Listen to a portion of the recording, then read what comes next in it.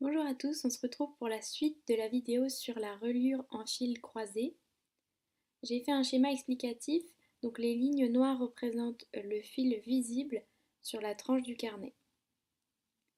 J'ai aussi indiqué l'entrée et la sortie du fil sur le schéma avec des petites flèches.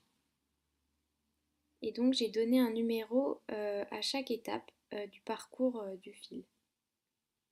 On va commencer d'abord avec le point numéro 1.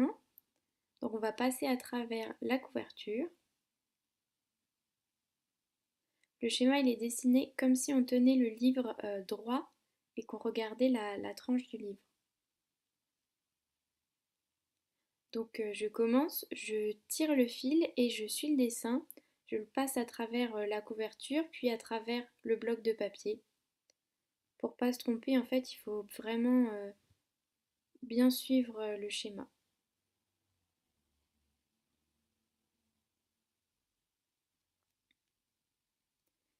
Vous pouvez aussi regarder la vidéo plusieurs fois afin de bien maîtriser la procédure.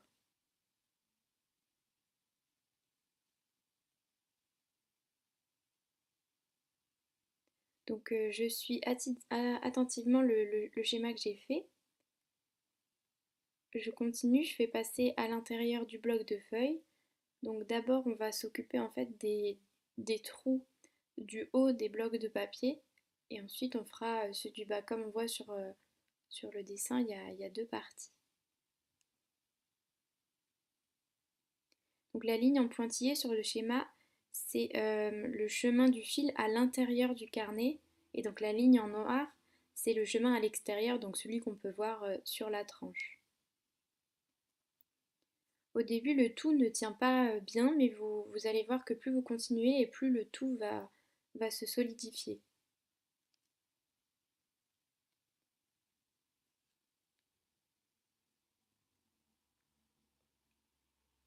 C'est toujours un peu compliqué de trouver le milieu du bloc de papier, donc on est obligé en fait de feuilleter bien à chaque fois pour le retrouver.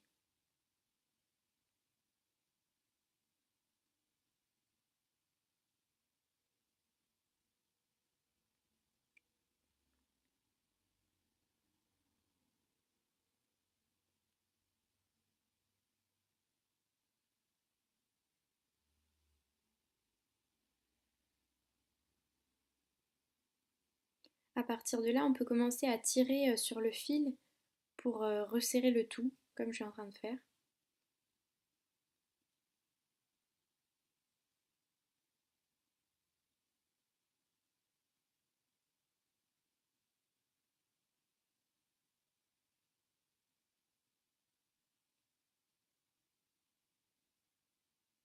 Maintenant que j'ai fini avec les trous du haut, on va passer à la partie basse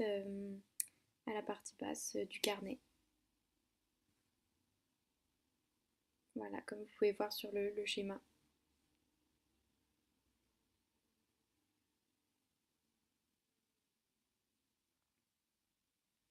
Vous pouvez voir qu'en fait je le fais de plus en plus facilement parce qu'en fait ça vient avec la pratique.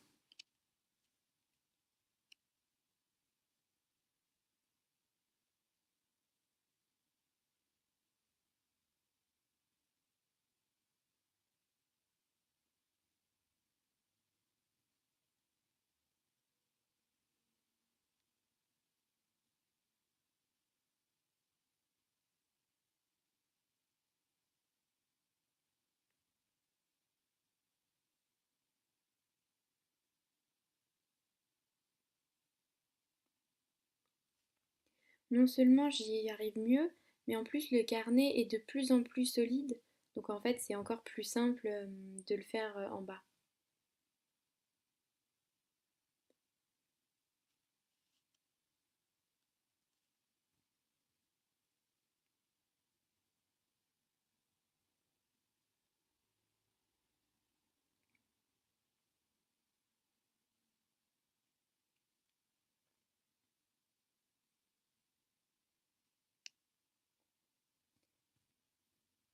Ici le fil en fait il était un petit peu trop court donc j'ai dû récupérer quelques centimètres en tirant sur les autres fils de manière à ce que ça tienne bien.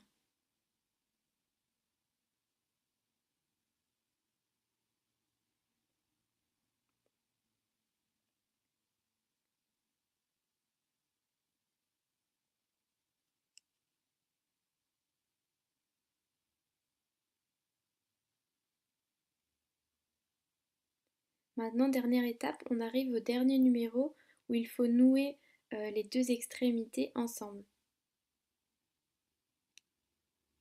Donc évidemment, le schéma là dans la vidéo, il est disponible en barre d'infos. Donc vous pouvez le consulter. J'espère que ça vous aura aidé. À bientôt!